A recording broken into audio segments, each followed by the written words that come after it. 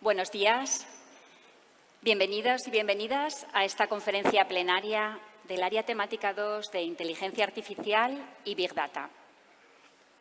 Soy Pilar Astier, miembro del Comité Científico y de la Sociedad Española de Calidad Asistencial, y es para mí un lujo moderar esta mesa con estos dos pediatras expertos, ¿no? Ponga un pediatra en su vida, que hablábamos ahora, en Inteligencia Artificial y Big Data.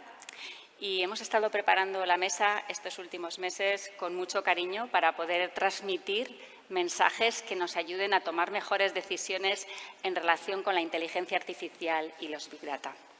A mi izquierda está Montserrat Esquerda Aresté, es pediatra, es psicóloga, trabaja como pediatra en salud mental infantil y al mismo tiempo también es profesora asociada de bioética, presidenta de la Comisión Deontológica del Colegio Oficial de Médicos de Lleida y directora del Instituto Borja de Bioética. Su último libro, Hablar de la muerte para vivir y morir mejor, nos enseña, ¿no?, esa parte de la bioética que nos queda de tarea. Y en líneas de investigación, aparte de la bioética, también trabaja sobre la relación entre la ética, la empatía y el burnout, desde los estudiantes de medicina hasta los profesionales en la práctica clínica diaria. A mi derecha está Germán Seara Aguilar, también pediatra, cuando era pequeño, pero después se dedicó a aspectos de gestión sanitaria en varios hospitales de Cuenca, de Madrid, el 12 de octubre, el San Carlos, y después también en gestión de la Administración Sanitaria, ¿no?, en el INSalud, en la Consejería de Madrid y de Castilla-La Mancha. Y posteriormente se ha dedicado con diferentes responsabilidades a la asesoría, gestión y coordinación en temas de gestión clínica, gestión asistencial y últimamente de investigación, siendo los últimos años codirector de la Unidad de Innovación del Hospital San Carlos de Madrid y ahora ya, una vez jubilado, también dedicando toda su experiencia a la investigación, colaborando con el Hospital 12 de octubre. Sin más dilación, doy paso a hablar a los ponentes.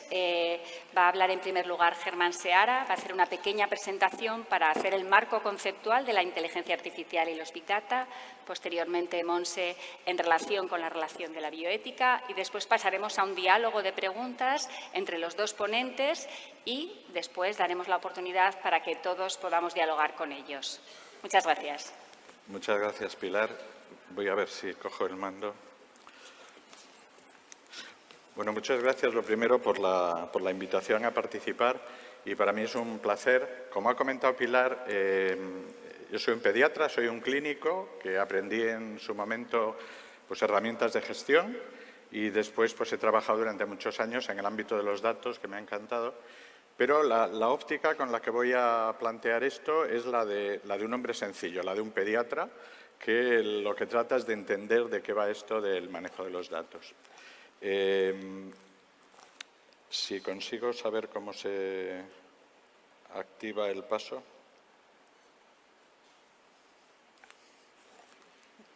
¿Puedes? Ya.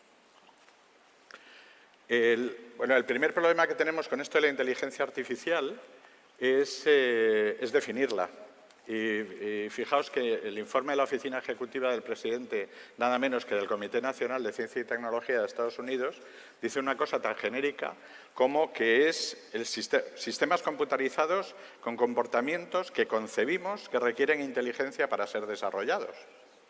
Es decir, bastante poco, ¿no? Y si buscamos en el diccionario de la Real Academia Española, nos dice que son programas informáticos que realizan operaciones comparables a las que realiza la mente humana y pone un par de ejemplos como el aprendizaje o el razonamiento lógico, ¿no? No sé cómo pasar esto aquí. Me vais dando porque o no funciona o lo estoy haciendo mal. Yo creo que aquí nos podemos entender mejor, o al menos es como yo lo he razonado siempre, con el modelo al que sí que estáis acostumbrados los aquí presentes, de lo que es el modelo de proceso, ¿no? Al final hay una entrada,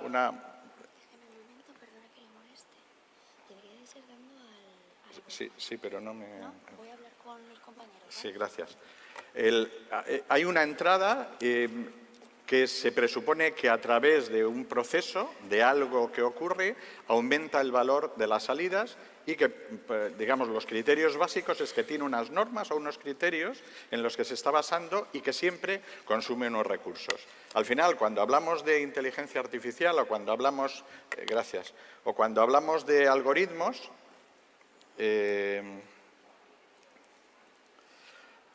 estamos hablando de lo mismo. Hay una entrada o varias entradas, hay una o varias salidas y lo que hay dentro es una función, es el algoritmo, que sería el equivalente a lo que llamamos proceso en términos generales. Y que estos algoritmos no son nada mágico. Al final no son sino ecuaciones, al final son modelos matemáticos, ¿no? Por otro lado, cuando estamos hablando de esto tan difuso de la inteligencia artificial, lo que tenemos que tener en cuenta es que es un continuo que tiene una base que es común. Y la base común son los datos. Y a través de ese continuo, lo que pretendemos es convertir los datos en información, la información en conocimiento y ese conocimiento poder ser capaces de llevarlo a la práctica. Por eso un poco la óptica con la que vamos a hablar aquí no es la de la alta computación, la de los grandes modelos de datos. Ha sido magnífica la mesa que acaban de presentar hace un ratito sobre el entorno, el modelo de datos europeo, el español y cómo se está gestando todo este modelo, sino aquí vamos a tratar de llevarlo un poquito más al nivel más de uso particular o de uso en el ámbito de la clínica. Y ahí entonces tenemos todo ese proceso que va desde la visualización interactiva, que sería sencillamente tenemos unos datos que obtenemos de diferentes fuentes y que somos capaces de combinar para que sean más visuales y los entendamos mejor. El siguiente nivel sería el de la búsqueda de patrones. Podemos hacer búsqueda de patrones en cómo se relacionan los datos entre sí, lo que sería la minería de datos, o cómo se relacionan los procesos, cómo se relacionan eventos. Cuando ponemos una marca determinada en unos determinados puntos y vemos cómo esos eventos se van relacionando habitualmente en el tiempo y veremos algún ejemplo de esto. Dentro de este grupo hay algo muy especial que sería todo lo que es el procesamiento del lenguaje natural. Al final es una minería también que lleva vinculado unos modelos de aprendizaje, que como veremos hay modelos de aprendizaje que llamamos semiautomático y otros, aprendizaje profundo, en el que la intervención humana es más pequeña. Todo eso lo solemos conocer más incluso con las siglas inglesas, lo que sería el Data Analytics o el Business Intelligence para la visualización, el Data Mining o el Process Mining, el Natural Language Processing, y todos los modelos de Machine Learning, de Deep Learning, los modelos de redes neuronales, lo que globalmente solemos conocer como inteligencia artificial.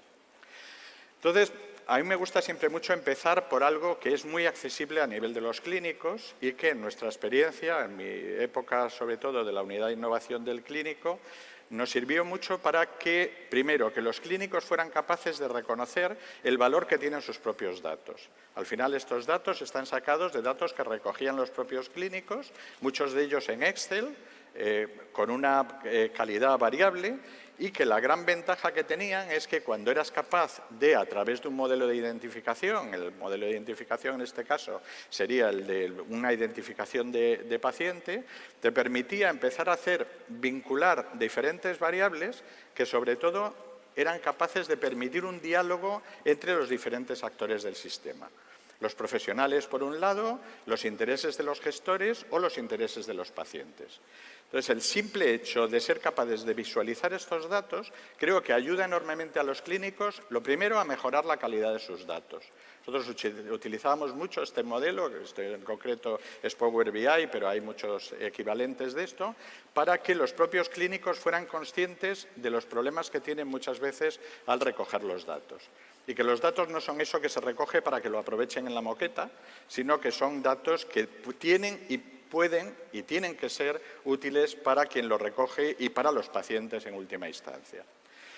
La segunda cuestión es los modelos de minería de datos. Antes eran enormemente complejos, muy manuales. En este momento tenemos herramientas para esa minería que lo que nos permiten es, desde bases de datos también convencionales o bases complejas, Poder elegir modelos o incluso establecer la precisión o la rapidez con la que trabajan esos modelos, esto está prácticamente hecho en tiempo real.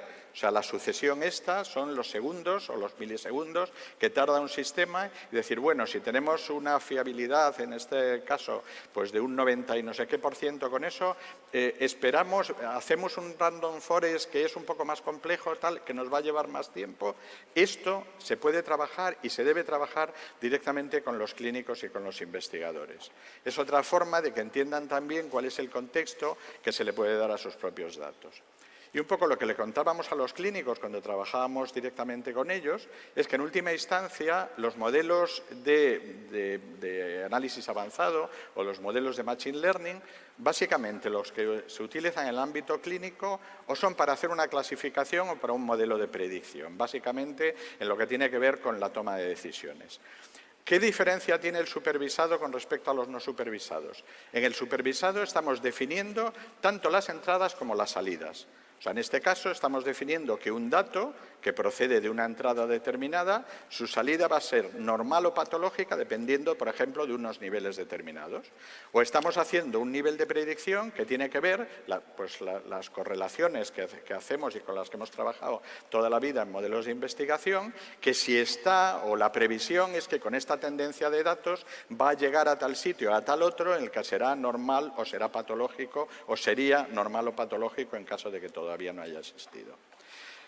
Al final, ¿cómo funcionan estos modelos? Pues, fundamentalmente, en todos ellos lo que comparten es que tienen una fase de aprendizaje.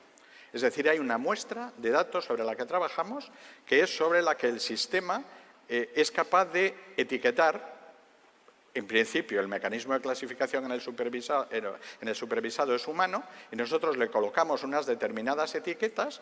Esas etiquetas hechas, digamos, la función que determina cómo trabajan esas etiquetas sería el algoritmo y ese algoritmo aplicado a la población general lo que lleva es al modelo de clasificación. ¿Qué quiere decir? Que cuando ese algoritmo después lo aplicamos a una población similar, aplica esas etiquetas y hace el modelo de clasificación para esa clasificación más grande. ¿Qué es pues fundamental aquí? No podemos obtener cosas que no tienen que ver con aquello que le hemos enseñado a hacer, que no tienen que ver con el aprendizaje. Si nosotros trabajamos con un determinado modelo, sea local o sea más general en el aprendizaje, lo que obtendremos tendrá que ver con ese aprendizaje que ha hecho. Por lo tanto, tenemos que ser conscientes de los sesgos que podemos utilizar a lo largo de todo este proceso, tanto a la hora de la selección de la muestra del aprendizaje como a la hora de a quién, en qué entorno estamos aplicando estos modelos. Este es el modelo clásico, esto es un chihuahua o es una magdalena, ¿no? Pues le podemos ir poniendo las etiquetas y el sistema es capaz después de etiquetar con arreglo a esas reglas que le hemos definido todo el sistema. O bien, si nosotros definimos unos criterios, por ejemplo, de que llueva o no, de cuál es la temperatura, de que haya sol o no haya sol, o cuál es el viento que hay, para definir si es adecuado ir a jugar al tenis o no, el sistema lo que hará, básicamente lo que hacen casi todos estos sistemas, es colocar cada una de esas variables con un peso relativo. Y eso suman los productos de la variable por el peso relativo y nos dicen al final si es adecuado o no el día para ir a jugar a algo. ¿Qué pasa con el aprendizaje no supervisado? En ese aprendizaje no supervisado el sistema busca directamente agrupar desde un punto de vista matemático. Habitualmente utiliza esos puntos que son esos centroides y con eso nos hace lo mismo que nosotros hemos contado y que somos capaces incluso de definir en varias dimensiones. Hablamos de no supervisado, pero casi siempre es menos supervisado. O sea, que siempre hay una supervisión final que tiene que ver con que la aplicación de estos modelos se hace en repeticiones, vemos cuáles son los errores, le decimos al sistema cuáles son los errores que está cometiendo y el sistema va generando los ajustes. Y lo mismo podríamos hacer cuando en vez de puntos lo que estamos haciendo es eventos. Y vemos, por ejemplo, en este caso, también sacando de datos que están en un Excel, es cómo se comportan las diferentes colas, o sea, cómo se comportan los diferentes cuellos de botella dentro de un sistema. Y nos puede venir muy bien para que los clínicos puedan ver dónde están teniendo los problemas o cuáles son las formas en las que realmente se comportan los pacientes en sus procesos, ¿no? El sistema, lo más complejo serían las redes neuronales en las cuales es mucho más complejo el sistema, hay una capa de entrada y una capa de salida, pero entre medias hay un montón de capas ocultas en las cuales se representan este tipo de algoritmos que además van hacia adelante y hacia atrás. ¿Qué quiere decir? Que al final, el que sea un perro o una magdalena, si aceleras o frenas en el coche o no, el algoritmo no tiene ni idea de qué se trata. Él no entiende ninguna de las características, lo único que sabe es cómo se vinculan las variables. Con lo cual, los resultados de los algoritmos han de ser interpretados, porque no podemos entender que eso necesariamente es una verdad, ¿no?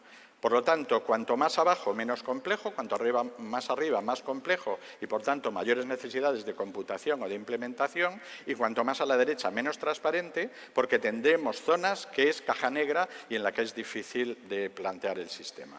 Entonces, lo que hablaremos ahora será básicamente de algunos de los usos que a todos se nos ocurren, que sería pues, el apoyo administrativo, la ayuda a las tomas de decisión, el empleo en investigación o en innovación, lo que podemos ayudarnos para el modelo de cambio organizativo y siempre los criterios de seguridad y gobernanza que necesitamos en el sistema. Y esto yo creo que para la primera fase está bien, ¿eh? Montse. Gracias. La música. ¿Podemos poner la música? Sí. Bueno, en teoría tenía que sonar música, pero bueno, es lo que tienen los procesos que ya va a aparecer más o menos. A ver si nos suena.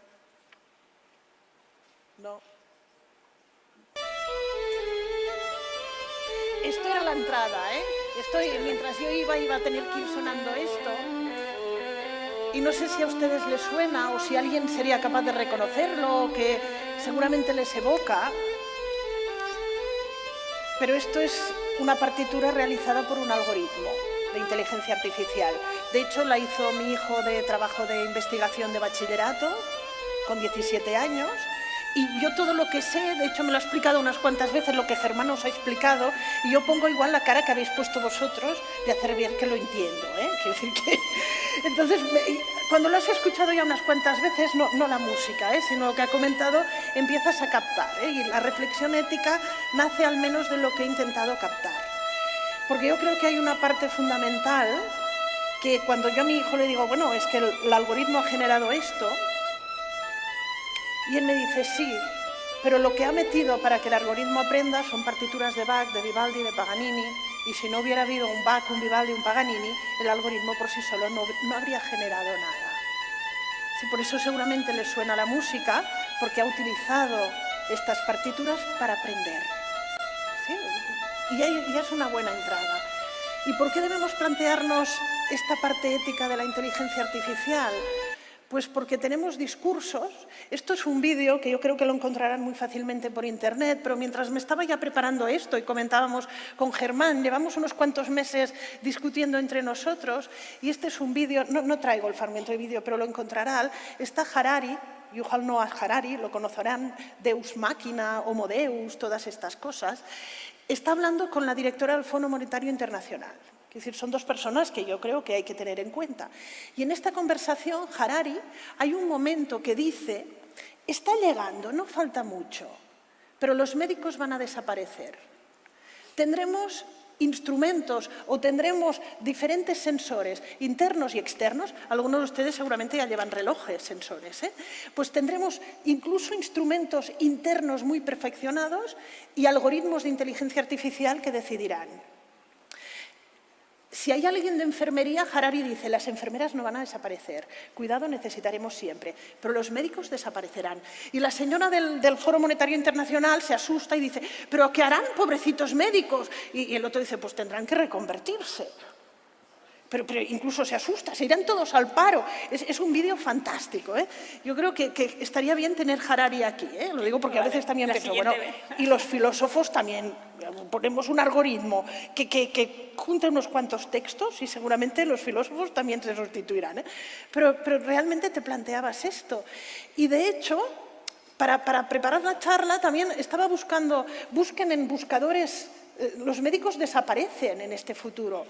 Pero es que busquen ustedes en buscadores de imágenes de estos Pixabay y estos gratuitos, que es donde lo uso, y fíjense ustedes que si buscan medicina del futuro, telemedicina, salud digital, medicina digital, los pacientes han desaparecido. Sí, fijaros que acostumbramos a tener imágenes vinculadas a datos, sí, aparece mucho dispositivo tecnológico, pero es que digo, ostras, vamos hacia una medicina en que desaparecen los médicos y los pacientes ni nos encontramos. Yo creo que estamos, y cada fenómeno hay que analizarlo en un contexto, y me gusta mucho esta frase de Mainetti, porque yo creo que refleja muy bien la complejidad que vivimos en el mundo sanitario. Mainetti decía, nuestros maestros se preguntaban si la medicina es ciencia, arte o religión, nosotros nos preguntamos si es industria, comercio o política, o solo análisis de datos, que diría Harari. El problema es que seguramente estamos en el mundo de lo complejo, y en el mundo de lo complejo es todos estos factores a la vez. En medicina hay ciencia, hay arte, hay espiritualidad, hay sentido. Hay también industria, comercio y política y datos. Y vamos a tener que jugar con todos estos factores a la vez.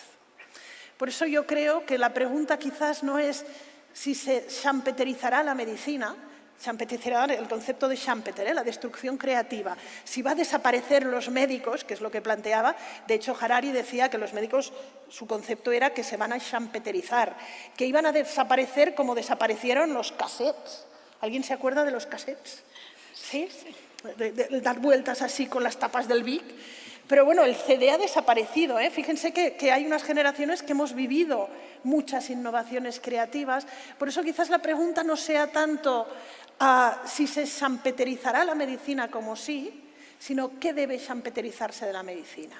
¿Cuál es esa innovación creativa que va a destruir algo que ya teníamos? Y tenemos ya muchos ejemplos de esto, ¿eh? Ya, evidentemente, ninguno de los de aquí creo que ha auscultado directamente con la oreja, ni con el de Laennec, pero seguramente el fonendo va a champeterizarse muy próximamente y llevaremos ecógrafos de bolsillo. Sí, que decir, ¿qué parte? Yo creo que es el gran punto, ¿eh? ¿Qué parte de la medicina debe destruirse porque una innovación nos llevará oportunidades, pero qué parte debe mantenerse porque si no se mantiene es una amenaza? Y esa es la gran pregunta. ¿Qué debemos champeterizar?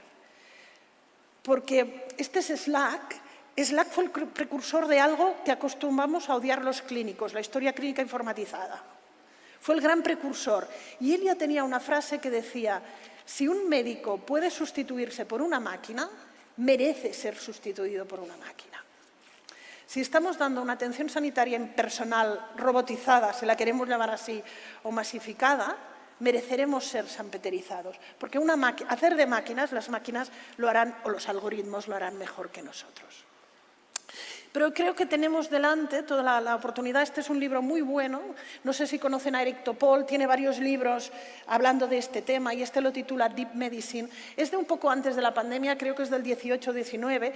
Decía, vigilemos porque realmente tenemos una serie de oportunidades con lo que estamos hablando de la inteligencia artificial, mejorar la toma de decisiones, evitar errores, ayudar a interpretar, recomendar un tratamiento mucho más personalizado o disponer de más tiempo para pacientes. Pero a veces, si nos ha pasado en la historia de la medicina y de la humanidad, es como esa ilusión tecnocientífica no nos deja ver, en cierta manera, los riesgos, las amenazas que representa. Por eso yo creo que una Deep Medicine debe ir acompañada de una Deep Ethics, ¿sí? Bueno, de una reflexión profunda sobre los riesgos que eso representa. No los desarrollaré todos, pero yo creo que estas son las 5 grandes áreas de amenazas. Me ha tocado las amenazas, podría haber hablado de oportunidades. De amenazas que tiene sobre todo este tema que estamos hablando del uso de algoritmos en la práctica asistencial y en la toma de decisiones. El primero y el gran conflicto es confidencialidad y acceso a los datos. El segundo, la seguridad, responsabilidad y confianza, participación y todo un tema más vinculado a la deep empathy. ¿Sí? Confidencialidad, no me extendré, pero yo creo que los algoritmos de por sí no son interpretables. Desde el algoritmo no puedes acceder a los datos que has utilizado, pero los algoritmos van a vivir de Big Data. Y todos ya sabemos que cuando hay un número suficientemente grande de datos, es muy complejo, muy difícil anonimizarlos completamente, y esto debemos saberlo. Fíjense ustedes, por ejemplo, cuando Google compró el proyecto, no sé si lo recuerdan, creo que es del año 19, el Nightingale. Google compró una red de centros sanitarios de Estados Unidos para utilizar e implementar sistemas de inteligencia artificial, y rápidamente Google tuvo que decir, prometo ser bueno, prometo no vender los millones de datos médicos a los que tendré acceso con este. Pero fijaros lo que está diciendo aquí, prometo ser bueno. Quiero decir, yo tendré acceso a estos millones de datos de pacientes. Yo creo que no se trata de promesas. Creo que aquí debemos estar en una regulación muy clara, porque a la que vamos a manejar y van a circular grandes datos de pacientes, yo creo que es el primer gran tema de preocupación. Es el cómo podemos controlar. Un trabajo reciente que hemos realizado en el Instituto Borja, hablábamos de que habrá ciertos datos de salud que nuestra propuesta era biobanquizarlos. Biobanquizarlos es que, en cierta manera, tuvieran la misma protección que tienen en un biobanco. ¿Sí? Pero el segundo, yo creo que es el gran grupo de lo que estamos hablando, no me extendré, pero yo creo que es todo el tema vinculado con la seguridad. Y seguridad tendrá que ver con la predicción versus explicación. Como comentaba muy bien Germán, un algoritmo predice, pero no explica el porqué. Todo el tema de la explicación de la intervención, la interpretación y los sesgos. ¿Por qué? Porque nos encontramos, esto es un estudio científico, quiero decir, lo saco de prensa, pero es un estudio real publicado. Por ejemplo, un algoritmo de inteligencia artificial es capaz de prever la muerte cardíaca en electrocardiogramas que cardiólogos expertos dan por normales. El problema es que no sabemos por qué. ¿Qué es lo que va a causar la muerte? Con lo que imaginemos que ustedes se van mañana a hacer un electro y un algoritmo le dice tiene un riesgo el 99% de morir de muerte cardíaca en un año. El algoritmo predice, pero ¿qué puedo yo hacer para prevenir? No me lo dice, ni siquiera sabemos, caja negra, el por qué está dando esta predicción. ¿Qué es lo que ha analizado que cardiólogos expertos no saben analizar? ¿Qué analiza?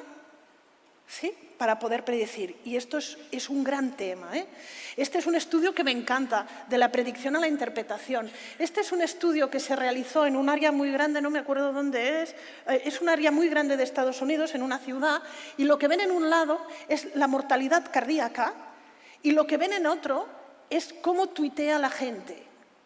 Analizaron el lenguaje de Twitter y había una correlación altísima sobre el uso de agresividad, es muy frecuente en Twitter, pero bueno, el uso de agresividad en Twitter y la mortalidad cardíaca.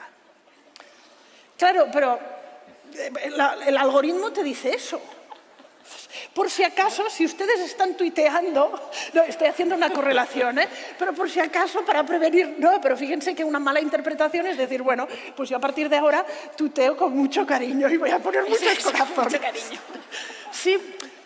¿Por qué? Bueno, pues nos estamos equivocando en la predicción. Esto es muy sencillo de ver, pero habrá cosas que no son tan sencillas de ver. Y estaremos interpretando una predicción, simplemente agrupado unos datos.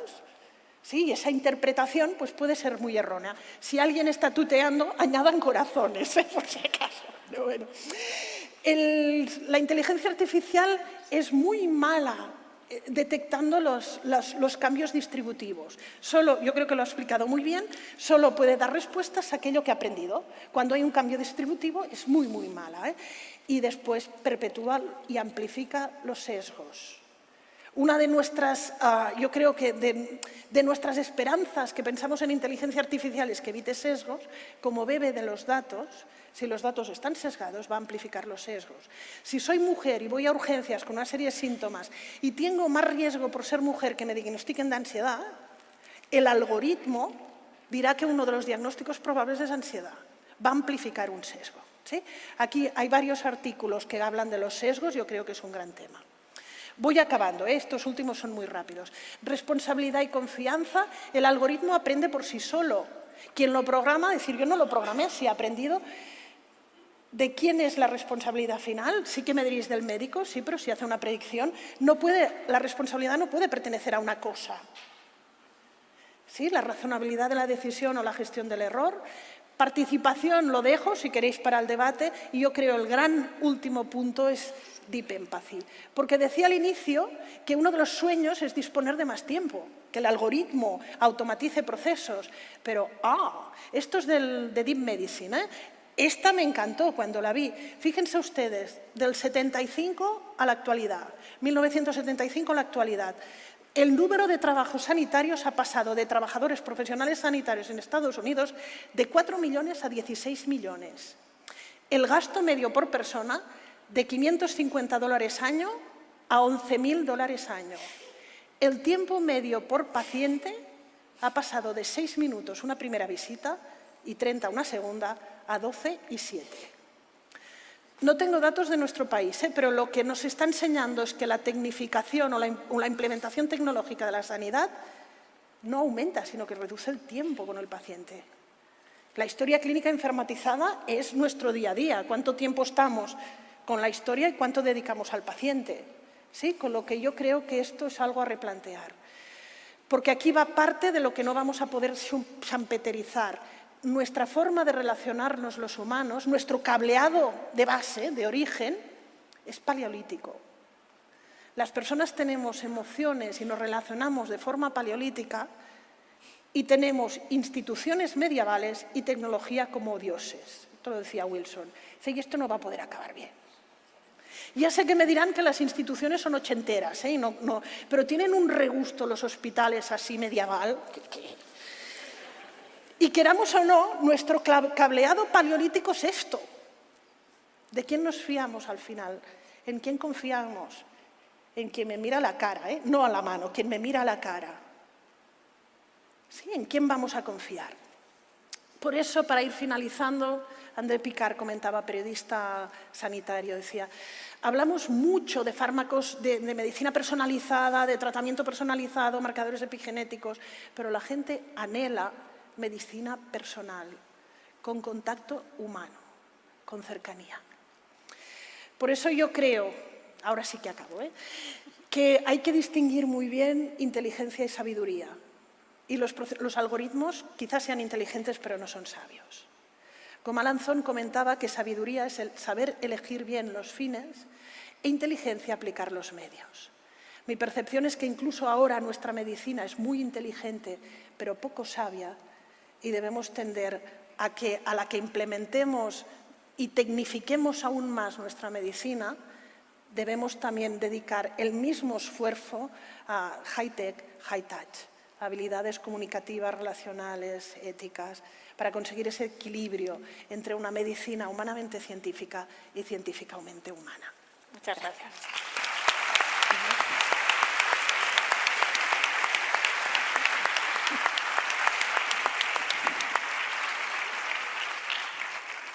Muchas gracias, Montse. Ahora vamos a empezar un pequeño diálogo y yo les voy a hacer unas preguntas para tratar de centrar un poquito el tema de las amenazas y las oportunidades. Voy a empezar por Germán, hablando un poquito de las oportunidades, ¿no?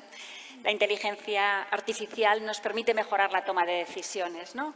¿Cuáles son los campos en medicina, en salud, donde más beneficio concreto a corto plazo podemos obtener? Vale, yo tirando de mi porcentaje de genes gallegos diré que depende, ¿no? Yo creo que lo fundamental, que me parece que lo que hemos comentado tanto Monse como ya al principio está claro, es que la inteligencia artificial o la inteligencia aumentada, como les gusta más llamarla ahora, es una herramienta. Por tanto, lo fundamental no es la herramienta, sino cuáles son las preguntas que nos hacemos y a qué queremos aplicarlas, ¿no? Y yo creo que si lo llevamos a eso de las preguntas, a cuáles son las preguntas o los campos de aplicación, hay una parte que es obvia, que comentábamos al principio, que es todo lo que tiene que ver con soporte administrativo o con simplificación administrativa. O sea, todo aquello que sean, si recordamos cómo es un algoritmo, que al final son datos de base y órdenes de decisión, órdenes de cosas a hacer, pues cuanto más repetitivo sea el sistema y más fáciles sean las órdenes, más fácilmente será automatizarlo. Y además, si hay que automatizarlo y se puede automatizar, lo hará mejor el algoritmo que un humano y liberaríamos tiempo del humano para que piense o para que tenga la relación con los pacientes que decíamos. Entonces, todo lo que tiene que ver con eso, con soporte administrativo, y eso es algo que lo estamos viendo ya. ¿no? Desde que puedas hacer directamente una cita, que te haga directamente una cita determinada. Hay cosas que no se hacen y se podrían hacer. Pues, por ejemplo, si estás citando en diferentes ecógrafos, dependiendo de cuáles son las patologías, ¿por qué tienes que ir a la cola a que te diga la señorita que te toma el dato que vas a ir al ecógrafo 3 y que, por tanto, o sea, al final, si está previsto ese tema, la cita podría directamente, esa inteligencia artificial, decirte a qué punto deberías acudir o dónde se te tendría que citar. La segunda parte tiene que ver con la efectividad. Y, de nuevo, en cosas que están ya muy digitalizadas, lo lógico sería poder automatizarlas. Es curioso el tema de los electros, ¿no? Casi todos nuestros aparatos eléctricos son digitales, pero luego hacemos una interpretación analógica, que es que lo miramos y volvemos a medir lo que ya ha medido el aparato. ¿Para qué vamos a volver a medir? O sea, si ahí sí que puede darnos una sugerencia diagnóstica, que siempre serán sugerencias que tendremos que confirmar.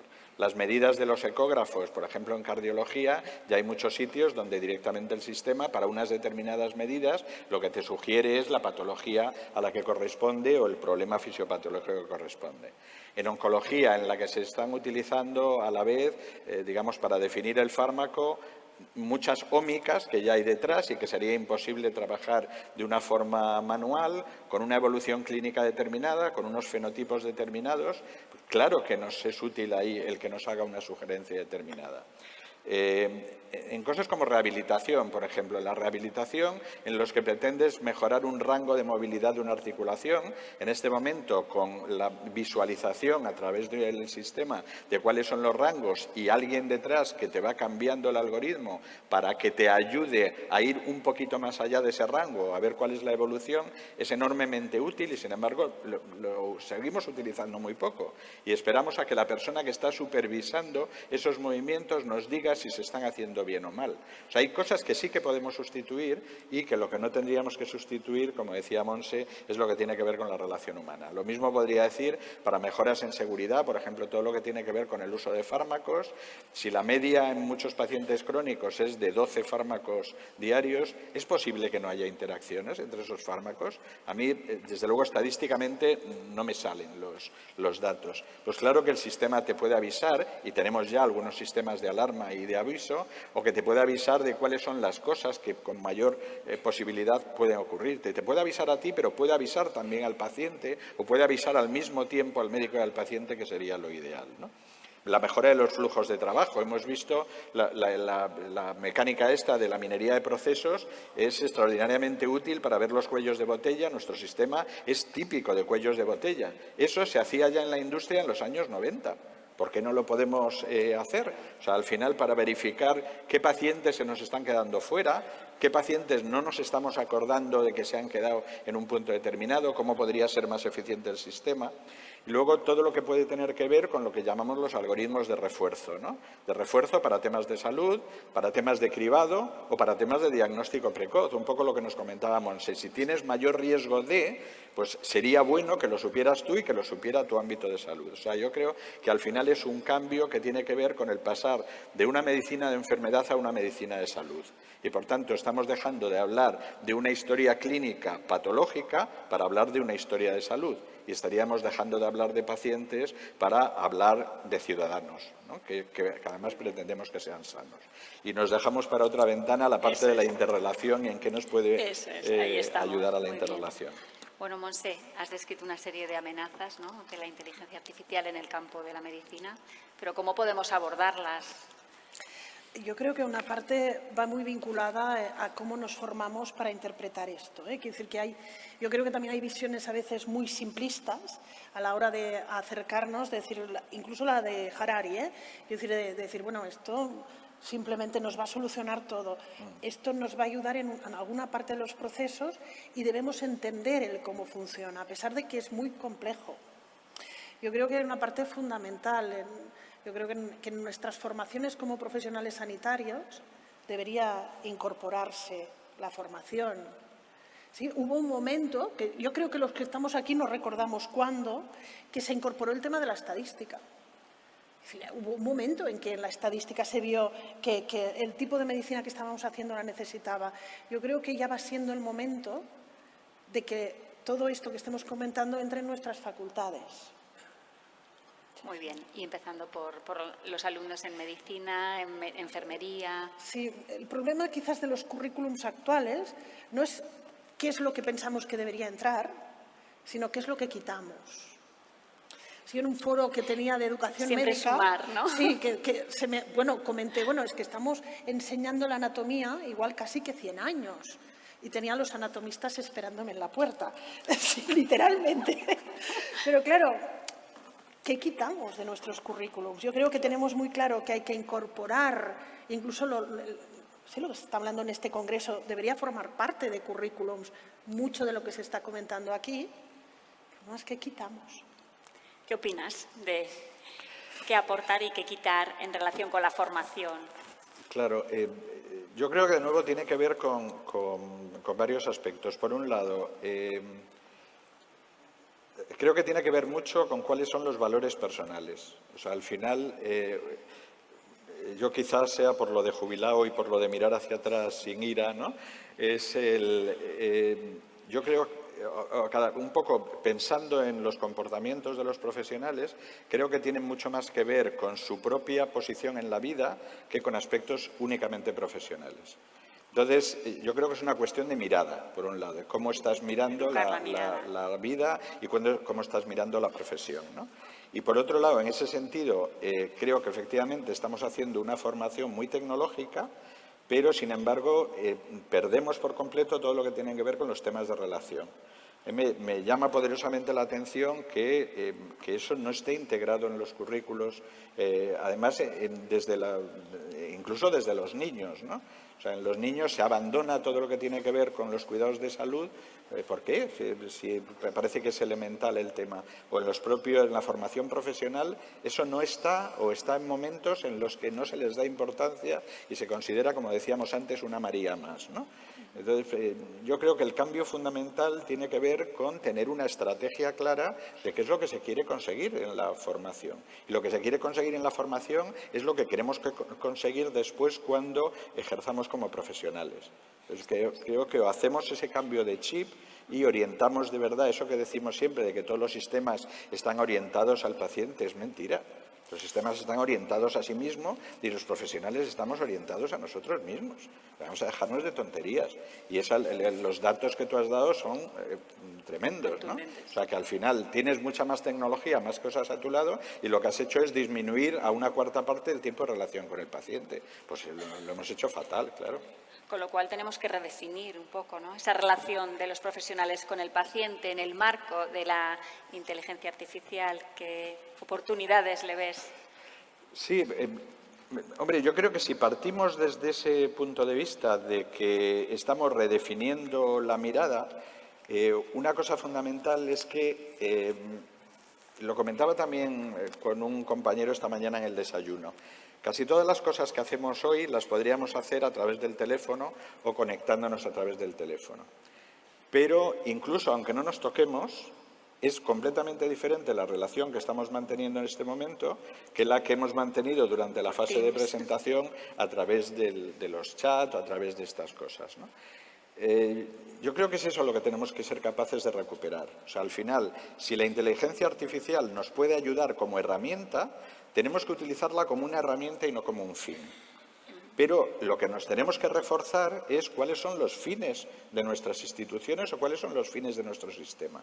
Ayer se hablaba de que habría que redefinir la primaria. Claro que sí, pero no es redefinir a los médicos de primaria o los médicos de hospital. Al final es redefinir cuál es el modelo en el que estamos trabajando. Y si tenemos claro eso, claro que podemos aplicar la inteligencia artificial, pero como cualquier otra herramienta. Igual que podemos aplicar una herramienta, la historia clínica electrónica puede ser una buena herramienta o puede ser un Word ilustrado que lo que hace es que nos dificulta más que nos ayuda y que te hace que mires a la pantalla en vez de mirar al paciente. Pero claro, los que miran a la pantalla antes tampoco miraban al paciente. Entonces, una excusa, ¿no? Es una provocación. Bueno, Montse, ¿qué amenazas, ¿no?, existen en esa relación entre el profesional y el paciente y qué regulaciones quizá tengamos? ¿Regulaciones, educación, formación? Yo creo que una parte sí va a depender de regulaciones, sobre todo lo vinculado a confidencialidad, al manejo de datos, pero hay una parte que coincido con Germán, que yo creo que está muy vinculada a qué es lo que consideras prioritario y qué es lo que valoras. Y cuál es el fin último. Por eso esa última diapositiva de diferenciemos los fines de los medios, porque muchas veces con medios tan poderosos como tenemos se nos desdibujan los fines. Y claro, yo siempre vuelvo a lo tradicional, que es los fines de la medicina del Hastings Center, cuidar dentro de toda posibilidad, promover la salud, prevenir la enfermedad. Yo creo que a veces debemos, en cierta manera, revisar, igual que revisar los valores de las instituciones. Se lo comento, los valores de las instituciones no están en esa pestañita, la página web bien definidos y bonitos. Los valores de las instituciones están en los presupuestos. Dime qué presupuesto tienes y ya te diré qué valores tienes. ¿Y qué es lo que valoras? Si no, en cierta manera, fijaros que en los presupuestos, por ejemplo, es muchísimo más fácil y mucho más acrítico incorporar tecnología que tiempo de los profesionales. Sí, quiero decir, es mucho más acrítico, estamos hablando quizás más de la ilusión tecnocientífica, de que la tecnología nos va a resolver los problemas y nuestro día a día. Es mucho más fácil incorporar tecnología a un hospital que incorporar elementos claros, que son, por ejemplo, el tiempo que los profesionales pueden dedicar a las personas. Sí, yo creo que es algo como muy de base, qué es lo que valoramos y cuáles son nuestros fines. Muy bien. Y adecuar los medios a eso. Vamos a compartir el diálogo. Igual podemos encender las luces porque nos vemos las caras y vamos a dar la oportunidad para que hagáis preguntas. Creo que tenemos unos micrófonos de sala. Y yo creo que os hemos propuesto suficientes temas, ¿no?, para poder generar un buen debate. Aquí pedían una palabra. Las preguntas, ¿cómo funciona, Germán? Sí.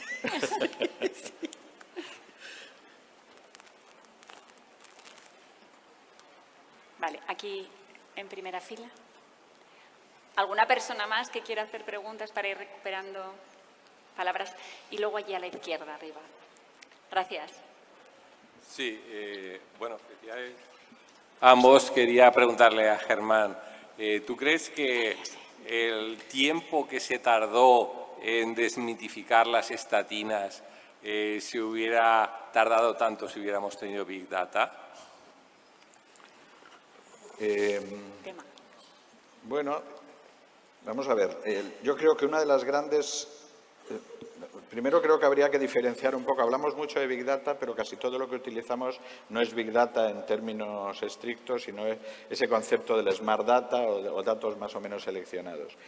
Yo creo que la cuestión fundamental es, como en todo, tener capacidad de analizar.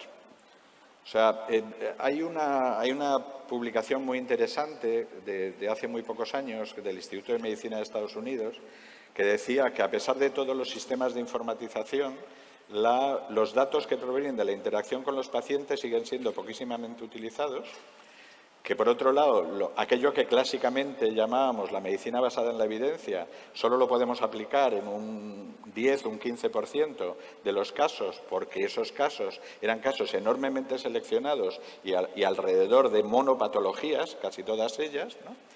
Y la tercera cosa es que el 50% de las decisiones que tomamos están basadas en acuerdos y no en datos. O sea, que al final confiamos en la interpretación que hace de los datos del conocimiento que tienen unas determinadas personas para seguir esos criterios. La gran ventaja que nos da tener acceso a los datos es poder objetivar. De nuevo, la cuestión es cómo hago la pregunta y cómo soy capaz de no sesgar las respuestas, ¿no? O sea, uno de los grandes problemas, bueno, una de las grandes virtudes que yo creo que tendrá el uso del Big Data es al final poder utilizar eso que ahora llamamos lo de los datos federados, ¿no? O sea, que tú tienes datos dentro de tu entidad que no tienen por qué salir y lo que viaja es el algoritmo. Son unas preguntas acordadas con arreglo a unos criterios de estructura también acordada de los datos y que al sistema le podrá permitir preguntar en diferentes sitios lo mismo frente a datos que sean razonablemente similares, ¿no? Entonces, en ese sentido, creo que todo aquello que nos ayude a evaluar objetivamente nos ayudará a mejorar la información. Que eso nos mejore o no el conocimiento ya depende de los pasos que demos a continuación, ¿no? Gracias. ¿Había unas palabras por allí al fondo a la izquierda? Sí, hola. Buenos días. Soy Elena Bartolomé. Bueno, primero felicitaros, Germán y Montse. Me ha encantado la exposición y creo que habéis puesto unos puntos claves en la mesa súper bien. Y tú también, Pilar, has hecho una moderación fantástica. Entonces, mi reflexión es la siguiente. Creo que esto es el futuro y una de las cosas que hay que plantearse es un cambio cultural. Entonces, no sé si lo estamos haciendo bien o no, porque primero el mensaje de en la fórmula final los médicos no entran, yo sé que lo has hecho para un poco rasgar, pero creo que ese hay que ir cambiándolo. O sea, yo creo que el médico entra y hay que hacerle participar, igual que hay que hacer participar al médico, a la enfermería, porque la adherencia es fundamental y esa confianza que tú has trasladado, eso solo lo puede mover un sanitario. Y segundo, creo no que hay que cambiar el currículum, es que es como un GPS, hay que recalcular. Es decir, la carrera de la medicina creo que si viene la inteligencia artificial no podemos ser una fábrica de cerebritos. Es decir, entran los mejores, no. Viene la inteligencia artificial. Tienen que entrar cualidades humanas a la medicina y eso no se valora a la hora de hacer medicina. Y segundo, en cuanto a la formación, está la inteligencia artificial y todas esas cualidades que vamos a necesitar son las que hay que meter en la carrera, pero ya. O sea, es un rediseño, yo creo, lo que se plantea en el futuro. Totalmente de acuerdo, pero yo llevo una lucha particular con esta parte de las cualidades de los médicos y yo creo que debemos ser muy conscientes de que los estudiantes de medicina tienen mayores niveles de empatía y razonamiento moral cuando empiezan que cuando acaban. El problema no es cómo entran ni cómo los seleccionamos, el problema es cómo los estamos formando y para qué los estamos formando. Y esa sensación de que tantos factores hoy en día, el modelo de complejidad, hace que muchas veces no garanticemos qué es lo esencial. Y eso hay que garantizarlo. Y completamente de acuerdo. Por ejemplo, otro dato que a mí me horroriza es que ya desde quinto están haciendo examen SMIR. O sea, es que se están olvidando de estudiar en quinto y en sexto porque tienen que salir a sacar un número, ¿no? Entonces yo creo que la medicina tiene que avanzar. Sí, sí. Una última pregunta. Perdón un momento, si me permite, creo que no es solamente a nivel, digamos, de lo que es la enseñanza a nivel de los estudiantes, sino después la manera en la que ejercemos la profesión, ¿no? Yo creo que tenemos una enorme tendencia a aislarnos dentro de nuestra profesión, de nuestra especialidad o de nuestro propio silo. A mí una de las cosas que creo que más me ha ayudado en una unidad de innovación como era la nuestra era facilitar el contacto con distintas maneras de mirar. Y entonces, a mí el compartir sesiones con pacientes o compartirla con profesionales o compartirla al mismo tiempo con los ingenieros que iban a trabajar en los algoritmos, me daba una visión muchísimo más amplia y muchísimo más general que si hubieran leído cosas individuales de cada uno de ellos. O sea, de nuevo, llegamos al tema de la relación, ¿no? O sea, yo creo que la clave al final es entender cuál es la relación y, en el caso concreto, la inteligencia artificial y la relación con los pacientes, ver cómo eso nos sirve para darle más voz, para darle más presencia y darle más accesibilidad al sistema, en todos los sentidos.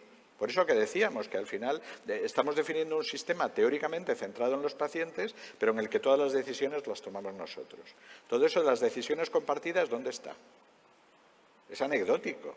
Entonces yo creo que ahí sí que nos puede ayudar, pero de nuevo es eso, si hay detrás una estrategia y hay detrás una visualización de los valores y una realización de esos valores en la práctica, ¿no? Muchas gracias. Una última pregunta para concluir. Bueno, como estamos ya en tiempo, simplemente compartir con vosotros un resumen de reflexiones, ¿no? Tenemos que pensar en la destrucción creativa, ¿no?